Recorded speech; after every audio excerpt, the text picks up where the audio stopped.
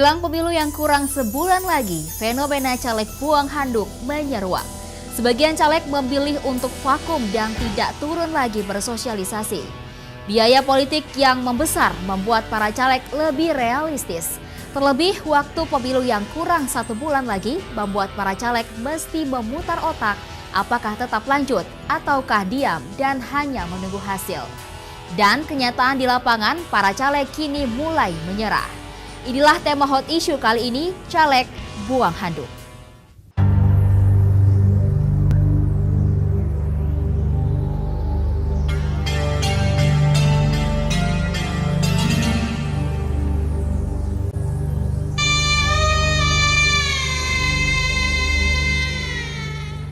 Kalah sebelum berperang.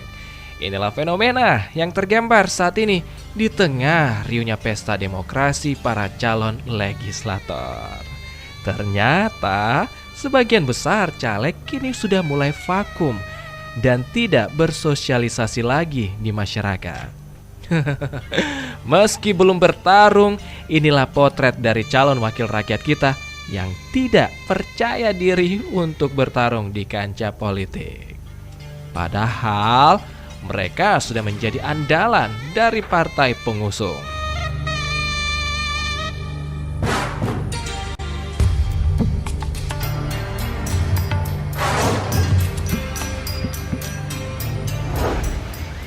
Tanda-tanda ketidakseriusan dari para caleg sudah mulai terlihat sejak memasukkannya nama-nama calon daftar caleg dari partai. Kuota 30% untuk caleg perempuan misalnya membuat partai peserta pemilu sedikit kelimpungan mencari figur perempuan yang mau berpolitik. Akibatnya, nama-nama caleg yang dimaksudkan terkesan asal pasang. Hal ini banyak terjadi dalam partai yang perolehan suaranya kecil tiap kali pemilu digelar. Di KPU Sulsel sendiri, fenomena caleg yang buang handuk juga tergambar dari laporan dana kampanye parpol yang berisi laporan keuangan dari para caleg. Ratusan caleg di DPRD Sulsel misalnya, dalam laporan dana kampanye periode kedua banyak yang nihil alias kosong.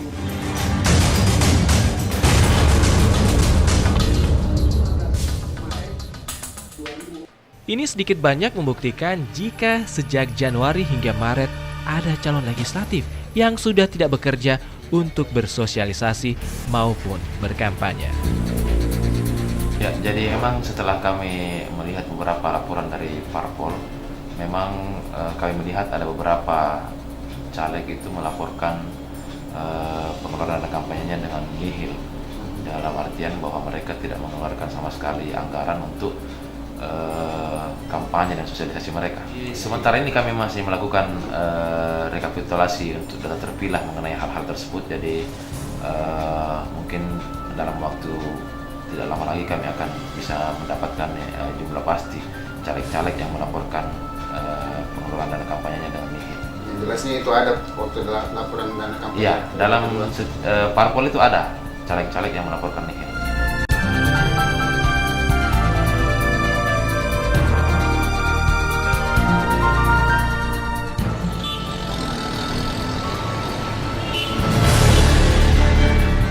Selain indikasi adanya caleg buang handuk terdeteksi di KPU Sulawesi Selatan, fenomena yang terjadi di masyarakat juga cukup tergambar jelas.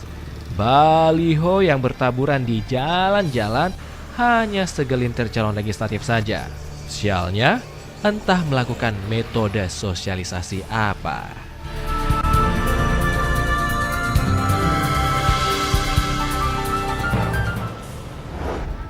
Pengakuan masyarakat juga tidak membantah jika fenomena caleg buang handuk atau caleg menyerah sebelum bertanding itu terjadi. Dari pengakuan masyarakat di Kota Makassar misalnya, nah mereka mengaku jarang mendapat sosialisasi dari para caleg. Bahkan yang calon legislatif umumnya diketahui melalui media televisi maupun koran saja.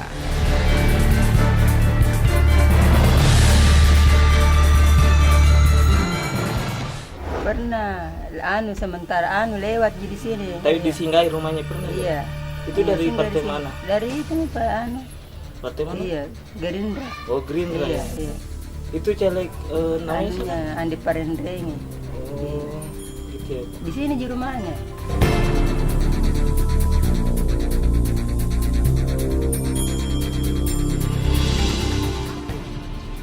Hal ini sepertinya merata di sejumlah daerah di Kota Makassar. Warga mengaku sangat jarang mendapatkan sosialisasi dari caleg baru. Biasanya yang datang berkunjung adalah caleg lama dan menjadi incumbent di pemilu 9 April mendatang. Meski masyarakat sudah mengharapkan imbalan dari kunjungan para caleg, namun toh ternyata para caleg yang baru terjun di dunia politik enggan menginjakan kakinya di tengah masyarakat yang menjadi daerah pemilihannya. Tidak satu pun calon yang singgah di tempat saya ini untuk sekedar memperkenalkan diri. Sejauh ini ya cuma numpang lewat doang gitu. Itu meskipun dari partai-partai tidak ada yang... Iya, tidak ada. Ya kemarin itu banyak yang lewat, cuma dia kunjungi korban kebakaran yang di Pasar Cidu itu, Paranglayang. Cuma lewat, kasih bantuan kepada yang si korban. Selebihnya itu tidak ada. Paling orang-orangnya ya singgah nempel, pasang spanduk, stiker, cuma itu saja. Kalau langsung ke saya pribadi belum pernah, tidak ada caleg.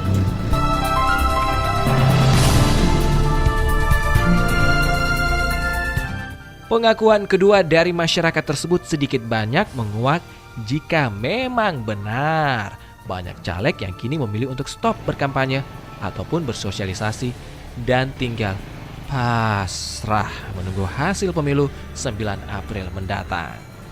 Persoalan caleg yang menyerah ini juga berdampak di partai pengusung caleg tersebut. Alih-alih untuk menambah jumlah suara dengan target menang, justru orang-orang yang masuk dalam daftar caleg tetap ini vakum.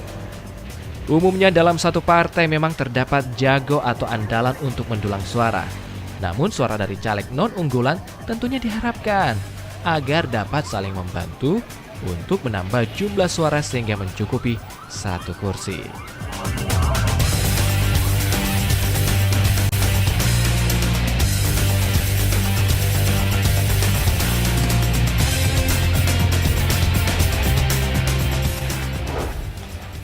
Fenomena caleg buang handuk juga dirasakan oleh pengurus partai politik.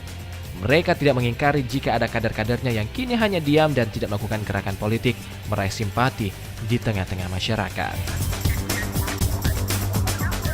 Kalau terkhusus di P3 Kota Makassar ya, dari jumlah caleg yang mengikuti pesta demokrasi pemilihan legislatif 50 orang, saya melihatnya sampai Maret ini itu sekitar 85% yang aktif sosialisasi secara maksimal. Kemudian 15%-nya lagi ya mungkin karena biaya personalnya sudah mulai terkuras sehingga kelihatannya cuma menerima apa adanya seperti itu.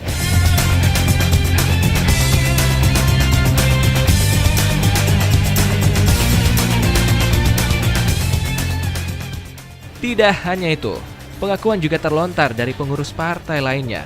Meski didukung oleh partai besar dan sudah berpengalaman melalui pemilu, namun kenyataan hal tersebut bukan jaminan caleg akan serius bekerja di pemilu.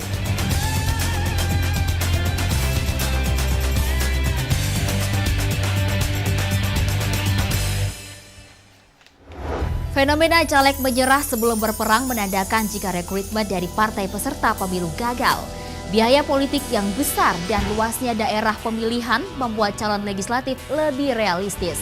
Apalagi mungkin sang caleg tidak terdeteksi sebagai calon potensial yang dapat terpilih di pemilu 9 April mendatang. Calon legislatif yang lebih paham dengan kesempatan menjadi calon legislatif yang buru-buru bungkus koper dan hanya menunggu hasil pemilu 9 April mendatang.